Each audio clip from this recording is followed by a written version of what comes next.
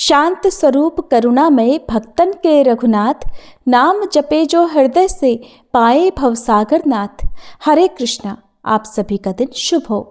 आज के इस मंगलमय प्रसंग में जब हम पौष मास महात्म्य के 14वें दिन में प्रवेश कर रहे हैं, तो आइए मन और वाणी को श्री हरि के चरणों में समर्पित करते हुए भक्ति और श्रद्धा का दीप प्रज्वलित करें।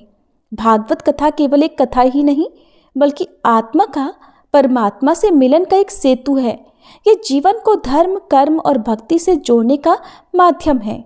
तो आइए आज की कथा का श्रवण करते हैं। श्री मैत्रेय जी कहते हैं, हे विदुर जी, पृथ्वी आदि कार्य वर्ग का जो सूक्ष्मतम अंश है, जिसका और विभाग नहीं हो सकता तथा जो कार्य रूप को प्राप्त नहीं हुआ है और जिसका अन्य परमाणुओं के साथ संयोग भी नहीं हुआ है, उसे परमाणु कहते हैं। इस अनेक परमाणुओं के परस्पर मिलने से ही मनुष्यों को भ्रमवश उनके समुदाय रूप एक अवयव की प्रतीति होती है। ये परमाणु, जिसका सूक्ष्मतम अंश है, अपने सामान्य स्वरूप में स्थित उस पृथ्वी आदि कार्यों की एकता अर्थात समुदाय अथवा समग्र रूप का नाम परम महान है।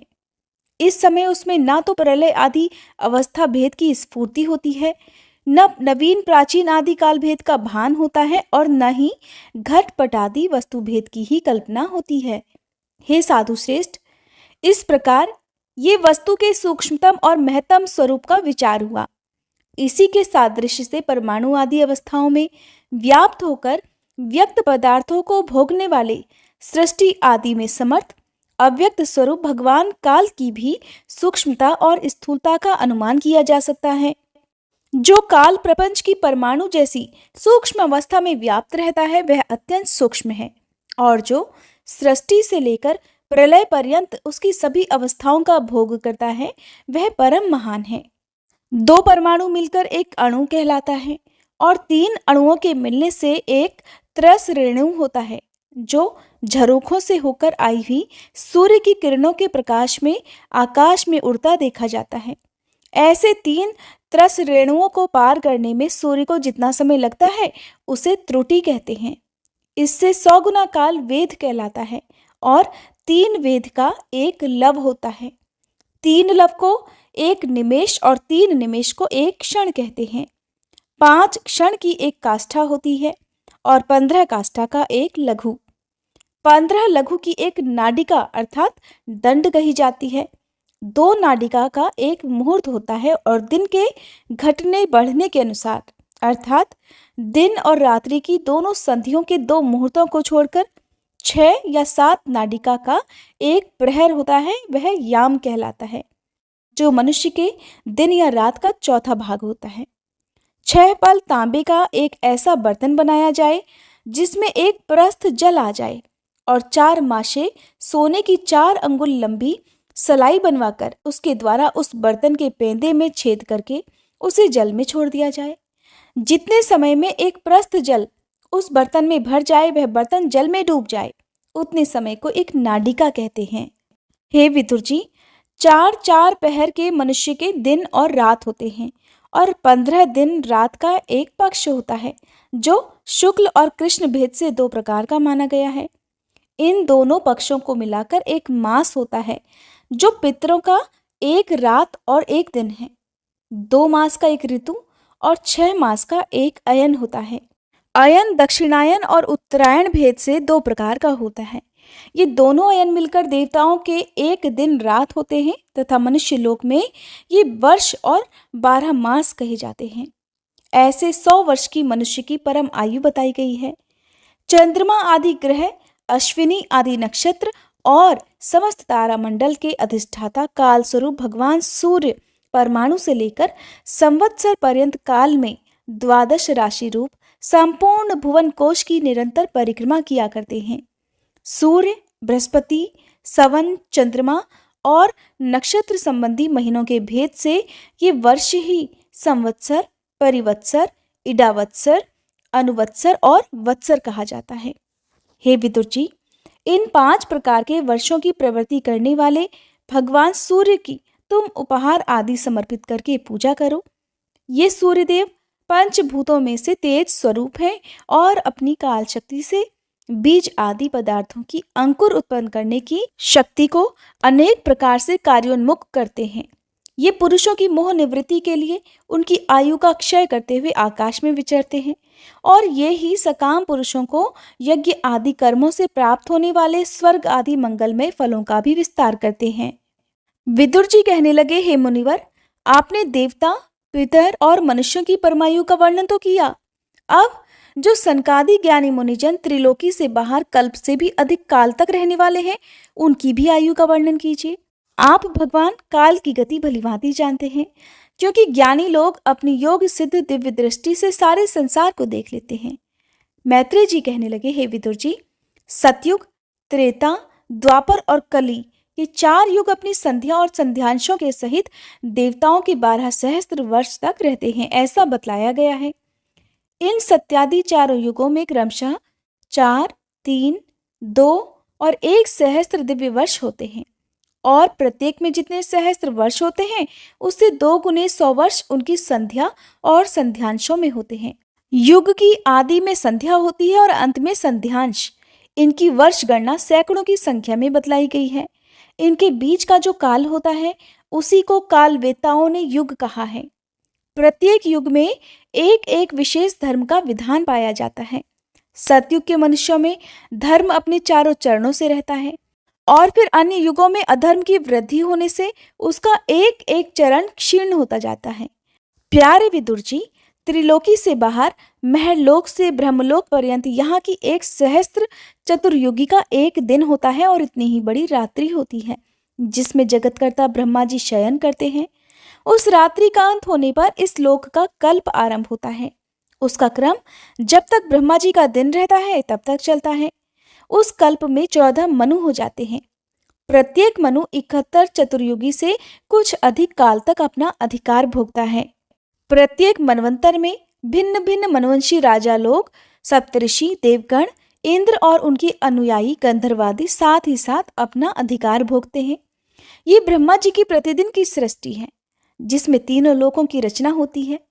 उसमें अपने अपने कर्मानुसार पशु, पक्षी, मनुष्य, पितर और देवताओं की उत्पत्ति होती है। इन मनवंतरों में भगवान सत्वगुण का आश्रय लेकर अपनी मनु आदि मूर्तियों के द्वारा पौरुष प्रकट करते हुए इस विश्व का पालन करते हैं। काल क्रम से जब ब्रह्मा जी का दिन बीत जाता है तब वे तमोगुण के संपर्क को स्वीकार कर अपने सृष्टि रचना रूप पौरुष को स्थगित करके निश्चेष्ट भाव से स्थित हो जाते हैं। उस समय सारा विश्व उन्हीं में लीन हो जाता है। जब सूर्य और चंद्रमादि से रहित वह प्रलय रात्रि आती है तब वे भू भुवः स्वः तीनों लोक उन्हीं ब्रह्मा जी के शरीर में छिप जाते हैं। उस अवसर पर तीनों लोक शेष जी के मुख से निकली हुई अग्निरूप भगवान की शक्ति से जलने लगते हैं। इसीलिए उसके ताप से व्याकुल होकर भृगु आदि मुनीश्वरगण महलोक से जनलोक को चले जाते हैं। इतने में ही 7 समुद्र प्रलय काल के प्रचंड पवन से उमड़कर अपनी उछलती हुई उत्ताल तरंगों से त्रिलोकी को डुबो देते हैं। तब उस जल के भीतर भगवान शेषशायी योग निद्रा से नेत्र मूंद कर शयन करते हैं। उस समय जल लोक निवासी मुनिगण उनकी स्तुति किया करते हैं। इस प्रकार काल की गति से एक एक सहस्त्र चतुर्युग के रूप में प्रतीत होने वाले दिन रात के हेरफेर से ब्रह्मा जी की 100 वर्ष की परमायु भी बीती हुई सी दिखाई देती है। ब्रह्मा जी की आयु के आधे भाग को परार्ध कहते हैं। अब तक पहला परार्ध तो बीत चुका है, दूसरा चल रहा है। पूर्व परार्ध के आरंभ में ब्रह्मा नामक महान कल्प हुआ करता था। उसी में ब्रह्मा जी की उत्पत्ति हुई थी। पंडित जन इन्हें शब्द ब्रह्म कहते हैं। उसी परार्ध के अंत में जो कल्प हुआ था उसे पाद्म कल्प कहते हैं। इसमें भगवान के नाभि सरोवर से सर्वलोक में कमल प्रकट हुआ था। हे विदुर जी, इस समय जो कल्प चल रहा है वह दूसरे परार्थ का आरंभक बतलाया जाता है। ये वराह कल्प नाम से विख्यात है। इसमें भगवान ने सूकर रूप धारण किया था। ये 2 परार्थ काल अव्यक्त, अनंत, अनादि, विश्वात्मा, श्री हरि का एक निवेश माना जाता है। ये परमाणु से लेकर द्विपरार्थ पर्यंत फैला हुआ काल सर्वसमर्थ होने पर भी सर्वात्मा श्री हरि पर किसी प्रकार की प्रभुता नहीं रखता। ये तो देहादि में अभिमान रखने वाले जीवों का ही शासन करने में समर्थ है। प्रकृति, महतत्व, अहंकार और पंच तन्मात्र, इन 8 प्रकृतियों के सहित 10 इंद्रियां, मन और पंचभूत, इन 16 विकारों से मिलकर बना हुआ ये ब्रह्मांड कोश भीतर से 50 करोड़ योजन विस्तार वाला है और इसके बाहर चारों ओर उत्तरोत्तर 10-10 गुने 7 आवरण हैं। उन सब के सहित ये जिसमें परमाणु के समान पड़ा हुआ दिखाई देता है और जिसमें ऐसी करोड़ों ब्रह्मांड राशियां हैं, वह इन प्रधान आदि समस्त कारणों का कारण अक्षर ब्रह्म कहलाता है और यही पुराण पुरुष परमात्मा श्री भगवान विष्णु का श्रेष्ठ धाम अर्थात स्वरूप है। श्री मैत्रेय जी ने कहा, हे विदुर जी, यहाँ तक मैंने आपको भगवान की काल रूप महिमा सुनाई। अब जिस प्रकार श्री ब्रह्मा जी ने जगत की रचना की वह भी सुनिए। सबसे पहले उन्होंने अज्ञान की 5 वृत्तियां तम, मोह, महामोह, तामिश्र और अंधतामिश्र इनकी रचना की, किंतु इस अत्यंत पापमयी सृष्टि को देखकर उन्हें बिल्कुल भी प्रसन्नता नहीं हुई। तब उन्होंने अपने मन को भगवान के ध्यान से पवित्र कर उससे दूसरी सृष्टि की रचना की। इस बार श्री ब्रह्मा जी ने सनक, सनंदन, सनातन और सनत कुमार ये 4 निवृत्ति परायण उद्भरता मुनि उत्पन्न किए। अपने इन पुत्रों से श्री ब्रह्मा जी ने कहा, हे पुत्रों, तुम लोग सृष्टि उत्पन्न करो। किंतु वे जन्म से ही मोक्ष मार्ग का अनुसरण करने वाले और भगवान के ध्यान में तत्पर थे, इसलिए उन्होंने ऐसा नहीं करना चाहा। जब ब्रह्मा जी ने देखा कि मेरी आज्ञा ना मानकर मेरे ये पुत्र मेरा ही तिरस्कार कर रहे हैं, तब उन्हें बहुत भयंकर क्रोध आया। उन्होंने उसे रोकने का प्रयत्न किया, किंतु बुद्धि द्वारा उनके बहुत रोकने पर भी वह क्रोध तत्काल प्रजापति की भौहों के बीच में से एक नील लोहित अर्थात नीले और लाल रंग के बालक के रूप में प्रकट हो गया। वे देवताओं के पूर्वज भगवान भव अर्थात रुद्र रो रोकर कहने लगे, हे जगत पिता, हे विधाता, मेरे नाम और रहने का स्थान तो बतलाइए। तब कमल योनि भगवान श्री ब्रह्मा जी ने उस बालक की प्रार्थना पूर्ण करने के लिए बड़ी ही मधुर वाणी में कहा, बालक रो मत, मैं तुम्हारी इच्छा अभी पूर्ण करता हूँ। हे देवश्रेष्ठ, तुम जन्म लेते ही बालक के समान फूट फूट कर रोने लगे, इसलिए प्रजा तुम्हें रुद्र नाम से पुकारेगी। तुम्हारे रहने के लिए मैंने पहले से ही हृदय, इंद्रिय, प्राण, आकाश, वायु, अग्नि, जल, पृथ्वी, सूर्य, चंद्रमा और तप ये स्थानों की भी रचना कर दी है। तुम्हारे नाम मनु, मन्यु, महिनस, महान, शिव, ऋतध्वज, उग्रेरता, भव, काल, वामदेव और धृतव्रत होंगे तथा घी, वृत्ति, उष्णा, उमा, नुर्यत, सर्पी, इला, अंबिका, इरावती, सुधा और दीक्षा ये 11 रुद्रनियां तुम्हारी पत्नियां होंगी। तुम उपर्युक्त नाम, स्थान और स्त्रियों को स्वीकार करो और इनके द्वारा बहुत सी प्रजा उत्पन्न करो, क्योंकि तुम प्रजापति हो। लोकपिता ब्रह्मा जी से ऐसी आज्ञा पाकर भगवान नील लोहित बल, आकार और स्वभाव में अपने ही जैसी प्रजा उत्पन्न करने लगे। भगवान रुद्र के द्वारा उत्पन्न हुए उन रुद्रों को असंख्य यूथ बनाकर सारे संसार को भक्षण करते देखकर श्री ब्रह्मा जी को बड़ी शंका हुई। तब उन्होंने रुद्र से कहा, हे सुरश्रेष्ठ, तुम्हारी प्रजा तो अपने भयंकर दृष्टि से मुझे और सारी दिशाओं को भस्म किए डालती है, अतः ऐसी सृष्टि की और रचना मत करो, तुम्हारा कल्याण हो। अब तुम समस्त प्राणियों को सुख देने के लिए तपस्या करो, फिर उस तप के प्रभाव से ही तुम पूर्ववत इस संसार की रचना करना। पुरुष तप के द्वारा ही इंद्रियातीत, सर्वांतर्यामी, ज्योति स्वरूप श्री हरि को सुगमता से प्राप्त कर सकता है। श्री मैत्रेय जी कहते हैं, जब ब्रह्मा जी ने ऐसी आज्ञा दी तब रुद्र ने बहुत अच्छा कहकर उसे शिरोधार्य किया और फिर उनकी अनुमति लेकर तथा उनकी परिक्रमा करके वे तपस्या करने के लिए वन को चले गए। इसके पश्चात जब भगवान की शक्ति से संपन्न ब्रह्मा जी ने सृष्टि के लिए संकल्प किया तब उनके 10 पुत्र और उत्पन्न हुए। उनसे लोक की बहुत वृद्धि हुई। उनके नाम मरीचि, अत्रि, अंगिरा, पुलत्स्य, पुलह, क्रतु, भृगु, वशिष्ठ, दक्ष और 10वें नारद थे। इनमें नारद जी प्रजापति ब्रह्मा जी की गोद से, दक्ष अंगूठे से, वशिष्ठ प्राण से, भृगु त्वचा से, क्रतु हाथ से, पुलह नाभि से, पुलत्स ऋषि कानों से, अंगिरा मुख से, अत्रि नेत्रों से और मरीचि मन से उत्पन्न हुए।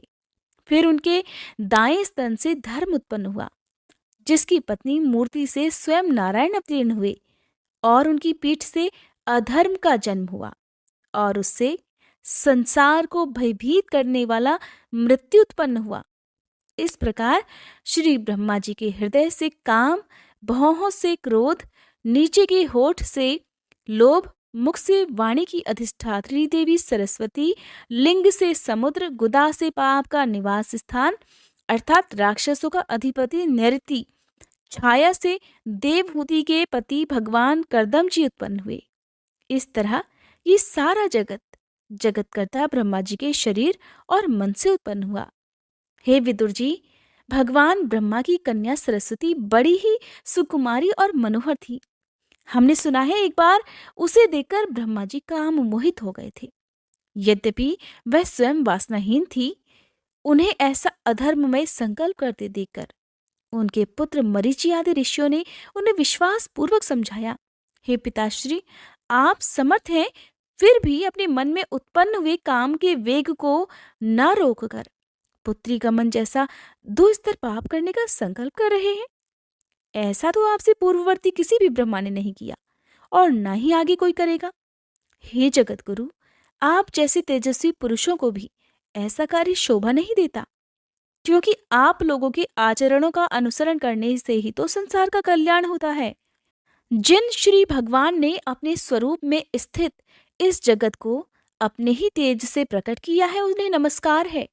इस समय वे ही धर्म की रक्षा कर सकते हैं। अपने पुत्र मरीचि आदि प्रजापतियों को अपने सामने इस प्रकार कहते देखकर प्रजापतियों के पति श्री ब्रह्मा जी बड़े लज्जित हुए और उन्होंने उस शरीर को उसी समय छोड़ दिया। तब उस घोर शरीर को दिशाओं ने ले लिया। वही कोहरा बना, जिसे अंधकार भी कहते हैं। एक बार श्री ब्रह्मा जी ये सोच रहे थे कि मैं पहले की तरह सुव्यवस्थित रूप से सभी लोगों की रचना किस प्रकार करूं। इसी समय उनके 4 मुखों से 4 वेद प्रकट हुए। इनके सिवा उपवेद, न्यायशास्त्र, होता, उद्गाता, अर्धवर्यु और ब्रह्मा, इन 4 ऋत्विजों के कर्म, यज्ञों का विस्तार, धर्म के 4 चरण और चारों आश्रम तथा उनकी वृत्तियां, ये सब भी ब्रह्मा जी के मुखों से ही उत्पन्न हुए। विदुर जी ने पूछा, हे तपोधन, विश्व रचयिताओं के स्वामी श्री ब्रह्मा जी ने जब अपने मुखों से इन वेदादि को रचा, तब उन्होंने अपने किस मुख से कौन सी वस्तु उत्पन्न की? कृपया ये सब भी आप मुझे बतलाइए। तब श्री मैत्रेय जी कहते हैं कि हे विदुर जी, ब्रह्मा जी ने अपने पूर्व, दक्षिण, पश्चिम और उत्तर के मुख से क्रमशः ऋक्, यजुः, साम और अथर्व वेदों को रचा, और इसी क्रम से शस्त्र अर्थात होता का कर्म, इज्या अर्थात अर्धवर्यु का कर्म, स्तुति स्तोम अर्थात उद्गाता का कर्म और प्रायश्चित अर्थात ब्रह्मा का कर्म, इन चारों की रचना की। इस प्रकार आयुर्वेद अर्थात चिकित्सा शास्त्र, धनुर्वेद अर्थात शस्त्र विद्या, गांधर्व वेद अर्थात संगीत शास्त्र और स्थापत्य वेद अर्थात शिल्प विद्या, इन 4 उपवेदों को भी क्रमशः उन पूर्वादि मुखों से ही उत्पन्न किया। फिर सर्वदर्शी भगवान ब्रह्मा ने अपने 4 मुखों से इतिहास पुराण रूप 5वां वेद बनाया। इसी से क्रमशः षोडशी और उक्त चयन और अग्निहोत्र, आप्तोर्याम और आरतिरात्र, वाजपेयी और कोसव, ये 2-2 याग भी उनके पूर्वादि मुखों से ही उत्पन्न हुए। विद्या, दान, तप और सत्य, ये धर्म के 4 पाद, वृत्तियों के सहित 4 आश्रम भी इसी क्रम से प्रकट हुए। सावित्र, प्रजापत्य, ब्राह्म और बृहत, ये 4 वृत्तियां ब्रह्मचारी की हैं तथा वार्ता, संचर्य, शालीन और शिलोच, ये 4 वृत्तियां गृहस्थ की हैं। इसी प्रकार वृत्ति भेद से वैखानस, वालखिल्य, औटुंबर और फेनप, ये 4 भेद वानप्रस्थों के तथा कुटीचक, बहुदक, हंस और निष्क्रिय अर्थात परमहंस के, ये 4 भेद सन्यासियों के हैं। इसी क्रम से अन्वीक्षिका, त्रयी, वार्ता और दंडनीति, ये 4 विद्याएं तथा 4 व्याहृतियां श्री ब्रह्मा जी के 4 मुखों से उत्पन्न हुई और फिर उनके हृदयाकाश से ओंकार प्रकट हुआ। अभी आपने कुछ कठिन शब्द सुने, तो मैं आपको उनका अर्थ भी बता देती हूँ। अभी आपने सुना सबसे पहला कठिन शब्द सावित्र। सावित्र अर्थात उपनयन संस्कार के बाद गायत्री का अध्ययन करने के लिए धारण किया जाने वाला 3 दिन का ब्रह्मचर्य व्रत। दूसरा शब्द था प्रजापत्य अर्थात 1 वर्ष का ब्रह्मचर्य व्रत। तीसरा शब्द था ब्राह्म अर्थात वेदाध्ययन की समाप्ति तक रहने वाला ब्रह्मचर्य व्रत। चौथा शब्द था वृहत अर्थात आयु पर्यंत रहने वाला ब्रह्मचर्य व्रत, जो कि भीष्म पितामह ने धारण किया था। एक और कठिन शब्द था शिलोच अर्थात जब खेत कट जाते हैं, जो फसलें होती हैं वो कट जाती हैं, तो जो धरती पर अनाज के गिरे हुए दाने होते हैं, तो उन्हें बीन कर उन्हीं दानों से अपना निर्वाह करना। वैखानस शब्द भी आपने सुना, जिसका तात्पर्य है बिना ज्योति और बोई भूमि से उत्पन्न हुए पदार्थों से निर्वाह करने वाले। एक और शब्द आपने सुना था वालखिल्य अर्थात जब नया अन्न प्राप्त होता है तो पहले पुराने अन्न का दान कर देने वाले को वालखिल्य कहा जाता है। औटुंबर कहते हैं प्रातःकाल उठने पर जिस दिशा में मुंह हो उसी दिशा से अन्न और फल लाकर उसी पर निर्वाह करने वाले। फेनप शब्द, हो सकता है आपने ये शब्द पहली बार सुने हो, तो इस वीडियो को आप ध्यान से जरूर सुनिएगा। फेनप शब्द का अर्थ है अपने आप झड़े हुए फल आदि खाकर रहने वाले। कुटीचक का अर्थ है कुटी बनाकर एक जगह रहने वाले और आश्रम के धर्म का पूर्णतया पालन करने वाले। इस प्रकार जब श्री ब्रह्मा जी के हृदयाकाश से ओंकार प्रकट हुआ, तब उनके रोमों से उष्णिक, त्वचा से गायत्री, मांस से त्रिष्टुप, स्नायु से अनुष्टुप, अस्थियों से जगती, मज्जा से पंक्ति और प्राणों से वृहति छंद उत्पन्न हुआ। ऐसे ही उनका जीव स्पर्श वर्ण अर्थात कवर्ग आदि और देह स्वर वर्ण अर्थात अकारादि कहलाया।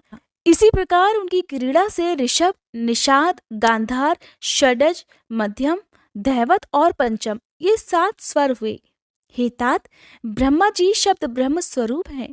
वे वैखरी रूप से व्यक्त और ओंकार रूप से अव्यक्त हैं तथा उनसे परे जो सर्वत्र परिपूर्ण पर ब्रह्म है, वही अनेकों प्रकार की शक्तियों से विकसित होकर इंद्रादि रूपों में भास रहा है।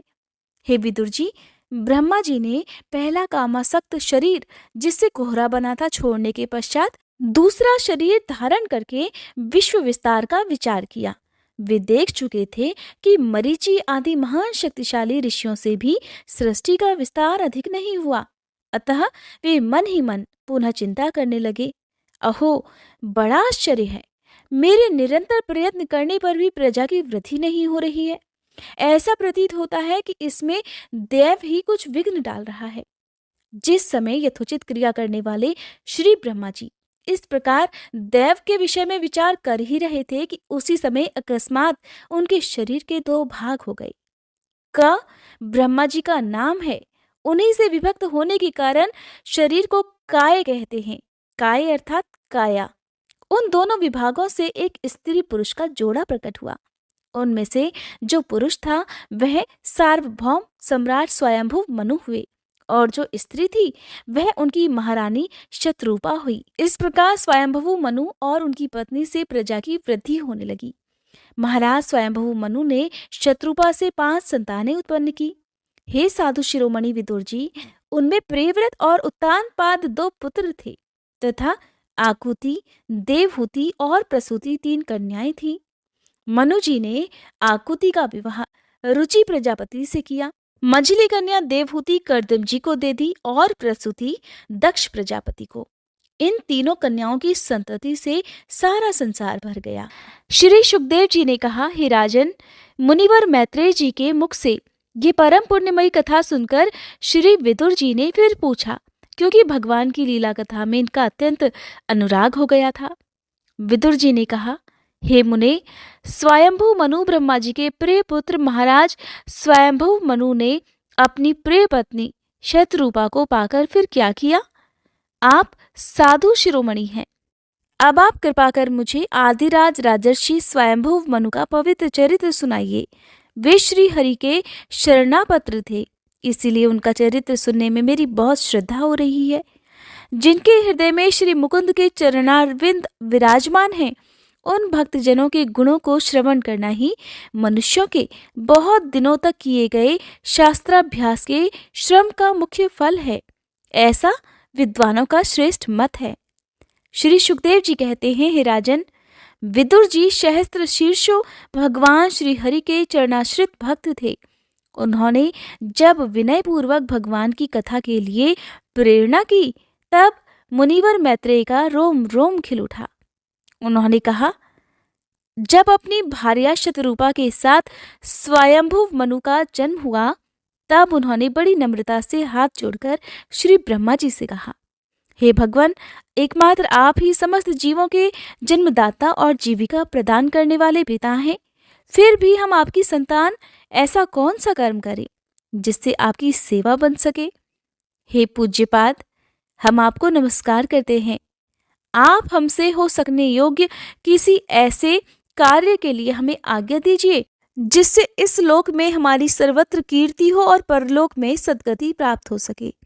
श्री ब्रह्मा जी ने कहा, तात पृथ्वीपते, तुम दोनों का ही कल्याण हो। मैं तुमसे अति प्रसन्न हूँ, क्योंकि तुमने निष्कपट भाव से मुझे आज्ञा दीजिए ऐसा कहकर मुझे आत्मसमर्पण किया है।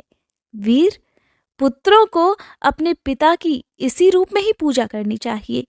उन्हें उचित है कि दूसरों के प्रति ईर्ष्या का भाव न रखकर जहाँ तक बन सके उनकी आज्ञा का आदर पूर्वक और सावधानी से पालन करना चाहिए।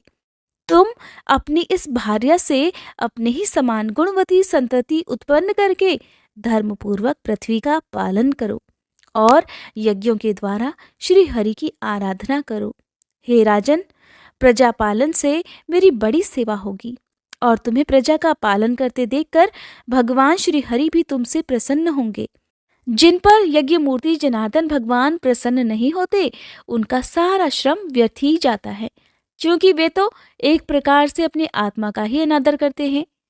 मनु जी ने कहा, पाप का नाश करने वाले पिताजी, मैं आपकी आज्ञा का पालन अवश्य करूंगा, किंतु आप इस जगत में मेरे और मेरी भावी प्रजा के रहने के लिए स्थान तो बतलाइए। हे देव, सब जीवों का निवास स्थान पृथ्वी इस समय प्रलय के जल में डूबी हुई है। आप इस देवी के उद्धार का प्रयत्न कीजिए। श्री मैत्रेय जी कहते हैं, पृथ्वी को इस प्रकार अथाह जल में डूबी देखकर ब्रह्मा जी बहुत देर तक मन में ये सोचते रहे कि मैं इसे कैसे निकालूं। जिस समय मैं लोक रचना में लगा हुआ था, उस समय पृथ्वी जल में डूब जाने से रसातल को चली गई।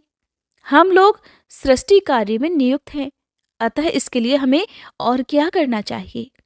अब तो जिनके संकल्प मात्र से मेरा जन्म हुआ है, वे सर्वशक्तिमान श्री हरि ही मेरा यह काम पूरा करें। हे निष्पाप विदुर जी, ब्रह्मा जी इस प्रकार विचार कर ही रहे थे कि उनके नासा छिद्र से अकस्मात अंगूठे के बराबर आकार का एक वराह शिशु निकला। भारत, बड़े आश्चर्य की बात तो यही हुई कि आकाश में खड़ा हुआ वह वराह शिशु ब्रह्मा जी के देखते ही देखते बड़ा होकर क्षण भर में हाथी जितना बड़ा हो गया। उस विशाल वराह मूर्ति को देखकर मरीचि आदि मुनिजन, सनकादि और स्वयंभुव मनु के सहित श्री ब्रह्मा जी भी तरह तरह के विचार करने लगे। अहो, सूकर के रूप में आज यह कौन दिव्य प्राणी यहाँ प्रकट हुआ है? कैसा आश्चर्य है! ये अभी अभी मेरी नाक से निकला था। पहले तो ये अंगूठे के पोरवे के बराबर दिखाई देता था, किंतु देखिए, एक ही क्षण में बड़ा भारी शिला के समान हो गया। अवश्य ही यज्ञ मूर्ति भगवान हम लोगों के मन को मोहित कर रहे हैं। ब्रह्मा जी और उनके पुत्र इस प्रकार सोच ही रहे थे विदुर जी कि भगवान यज्ञ पुरुष पर्वताकार होकर गरजने लगे। सर्वशक्तिमान श्रीहरि ने अपनी गर्जना से 10 दिशाओं को प्रतिध्वनित करके ब्रह्मा और श्रेष्ठ ब्राह्मणों को हर्ष से भर दिया। अपना खेद दूर करने वाली मायामय वराह भगवान की घुरघुराहट को सुनकर वे जनलोक, तपलोक और सत्यलोक निवासी मुनिगण तीनों वेदों के परम पवित्र मंत्रों से उनकी स्तुति करने लगे। भगवान के स्वरूप का वेदों में विस्तार से वर्णन किया गया है। अतः उन मुनीश्वरों ने जो स्तुति की उसे वेद रूप मानकर भगवान बड़े प्रसन्न हुए और एक बार फिर से गरजकर देवताओं के हित के लिए गजराज की सी लीला करते हुए जल में घुस गए। पहले वे सूकर रूप भगवान पूंछ उठाकर बड़े ही वेग से आकाश में उछले और फिर अपनी गर्दन के बालों को फटकार कर खुरों के आघात से बादलों को छितराने लगे। उनका शरीर बड़ा कठोर था, त्वचा पर कड़े कड़े बाल थे, दाढ़ें सफेद थीं और नेत्रों से तेज निकल रहा था। उस समय उनकी यह शोभा बड़ी ही मनोहर हो रही थी। भगवान स्वयं यज्ञ पुरुष हैं, फिर भी सूकर रूप धारण करने के कारण अपनी नाक से सूंघ सूंघ कर पता लगा रहे थे। उनकी दाढ़ें बड़ी कठोर थीं, इस प्रकार वे बहुत ही क्रूर दिखाई लग रहे थे। तथापि अपनी स्तुति करने वाले मरीचि आदि मुनियों की ओर बड़ी ही सौम्य दृष्टि से निहारते हुए उन्होंने धीरे धीरे जल में प्रवेश किया। जिस समय उनका वज्रमय पर्वत के समान कठोर कलेवर जल में गिरा, तब उनके वेग से मानो समुद्र का तो पेट ही फट गया हो और उसमें बादलों की गड़गड़ाहट के समान बड़ा भारी, बड़ा ही भीषण शब्द हुआ। उस समय ऐसा जान पड़ता था मानो अपनी उत्ताल तरंग रूप भुजाओं को उठाकर वह बड़े आर्त स्वर से हे यज्ञेश्वर मेरी रक्षा करो, इस प्रकार पुकार रहा है। तब भगवान यज्ञमूर्ति अपनी बाण के समान पैने खुरों से उस जल को चीरते हुए, उस अथाह जल को चीरते हुए उस अपार जलराशि के उस पार जा पहुंचे। वहां रसातल में उन्होंने समस्त जीवों की आश्रयभूता पृथ्वी को देखा, जिसे कल्पांत में शयन करने के लिए उद्धत श्री हरि ने स्वयं अपने ही उदर में लीन कर लिया था। फिर वे जल में डूबी हुई पृथ्वी को अपनी दाढ़ों पर लेकर रसातल से ऊपर आ गए। उस समय उनकी बड़ी शोभा हो रही थी। जल से बाहर आते समय उनके मार्ग में विघ्न डालने के लिए महापराक्रमी हिरण्याक्ष ने जल के भीतर ही भीतर उन पर गदा से आक्रमण कर दिया। इससे उनका क्रोध चक्र के समान तीक्ष्ण हो गया और उन्होंने उसे लीला से ही इस प्रकार मार डाला मानो सिंह हाथी को मार डाला हो। उस समय उसके रक्त से थूथनी और कनपटी सन जाने के कारण वे ऐसे दिखाई पड़ रहे थे मानो कोई गजराज लाल मिट्टी के टीले में टक्कर मारकर आया हो। हे तात, जैसे गजराज अपने दांतों पर कमल पुष्प धारण कर ले, ठीक उसी प्रकार अपने सफेद दांतों की नोक पर पृथ्वी को धारण कर जल से बाहर निकले हुए तमाल के समान नीलवर्ण वराह भगवान को देखकर ब्रह्मा जी, मरीचि आदि को निश्चय हो गया कि यही भगवान है। तब वे हाथ जोड़कर वेद वाक्यों से उनकी स्तुति करने लगे। ऋषि कहने लगे, हे भगवान अजित, आपकी सदा ही जय हो, जय हो यज्ञपते। आप अपने वेद त्रयी रूप विग्रह को फटकार रहे हैं, आपको नमस्कार है। आपके रोम कूपों में संपूर्ण यज्ञ लीन है और हे प्रभु, आपने पृथ्वी का उद्धार करने के लिए ही यह सूकर रूप धारण किया है, आपको नमस्कार है। हे देव, दुराचारियों को आपके शरीर का दर्शन होना अत्यंत कठिन है, क्योंकि यह यज्ञ रूप है। इसकी त्वचा में गायत्री आदि छंद, रोमावली में कुश, नेत्रों में घृत तथा चारों चरणों में होता, अर्धवर्यु, उद्गाता और ब्रह्मा, इन चारों ऋत्विजों के कर्म है। हे ईश, आपकी थूथनी में श्रुक है, नासिका छिद्रों में श्रुवा है, उदर में इडा अर्थात यज्ञीय भक्षण पात्र है, कानों में चमस है, मुख में प्राशिष्ट अर्थात ब्रह्म भाग पाष्ट्र है और कंठ छिद्र में ग्रह सोमपात्र है। हे भगवान, आपका जो चबाना है वही अग्निहोत्र है। हे देव, आपके दांतों पर रखे हुए भूमंडल के सहित आपका यह वेदमय वराह विग्रह ऐसा सुशोभित हो रहा है जैसे शिखरों पर छाई हुई मेघमाला से कुल पर्वत की शोभा होती है। हे नाथ, चराचर जीवों के सुखपूर्वक रहने के लिए आप अपनी पत्नी इन जगन्माता पृथ्वी को जल पर स्थापित कीजिए। आप तो जगत के पिता हैं और अरण्य में अग्नि स्थापन के समान आपने अपना शक्ति रूप तेज स्थापित किया है। हम आपको और इस पृथ्वी माता को प्रणाम करते हैं। हे प्रभु, रसातल में डूबी हुई इस पृथ्वी को निकालने का साहस आपके सिवा भला और कौन कर सकता था? किंतु आप तो संपूर्ण आश्रयों के आश्रय हैं। आपके लिए तो ये कोई आश्चर्य की बात ही नहीं है। आपने ही तो अपनी माया से इस आश्चर्यमय विश्व की भी रचना की है। जब आप अपने वेद में विग्रह को हिलाते हैं, तब हमारे ऊपर आपकी गर्दन के बालों से झरती हुई शीतल जल की बूंदें गिरती हैं। हे ईश, उनसे भीग कर हम जनलोक, तपलोक और सत्यलोक में रहने वाले मुनिजन सर्वथा पवित्र हो जाते हैं। जो पुरुष अपने कर्मों का पार पाना चाहता हो, अवश्य ही उसकी बुद्धि नष्ट हो गई है, क्योंकि आपके कर्मों का तो कोई पार ही नहीं है। अवश्य ही योग माया के सत्वादी गुणों से ये सारा जगत मोहित हो रहा है। हे भगवान, आप इसका कल्याण कीजिए। श्री मैत्रेय जी कहते हैं कि हे विदुर जी, उन ब्रह्मवादी मुनियों के इस प्रकार स्तुति करने पर सबकी रक्षा करने वाले वराह भगवान ने अपने खुरों से जल को स्तंभित कर उस पर पृथ्वी को स्थापित कर दिया। इस प्रकार रसातल से लीलापूर्वक लाई गई पृथ्वी को जल पर रखकर वे भगवान श्री हरि अंतर्ध्यान हो गए। हे विदुर जी, भगवान के लीलामय चरित्र अत्यंत कीर्तनीय है और उनमें लगी हुई बुद्धि सब प्रकार के पाप तापों को दूर कर देती है। जो पुरुष उनकी इस मंगलमयी मंगल कथा को भक्ति भाव से सुनता या सुनाता है, उसके प्रति भक्त वत्सल भगवान अंत स्थल से बहुत शीघ्र प्रसन्न हो जाते हैं। भगवान तो सभी कामनाओं को पूर्ण करने में समर्थ है। उनके प्रसन्न होने पर संसार में फिर क्या दुर्लभ है? किंतु उन तुच्छ कामनाओं की आवश्यकता भी क्या है? जो लोग उनका अनन्य भाव से भजन करते हैं, उन्हें तो वे अंतर्यामी परमात्मा स्वयं अपना परम पद ही दे देते हैं। अरे, संसार में पशुओं को छोड़कर अपने पुरुषार्थ का सार जानने वाला ऐसा कौन पुरुष होगा जो आवागमन से छुड़ा देने वाली भगवान की प्राचीन कथाओं में से किसी भी अमृतमयी कथा का अपने कर्णपुटों से एक बार पान करके फिर उनकी ओर से मन हटा लेगा? हरे कृष्णा। आज की कथा में बस इतना ही। इसके आगे की कथा सुनने के लिए कृपया आप अगले अध्याय के इंतजार जरूर कीजिएगा।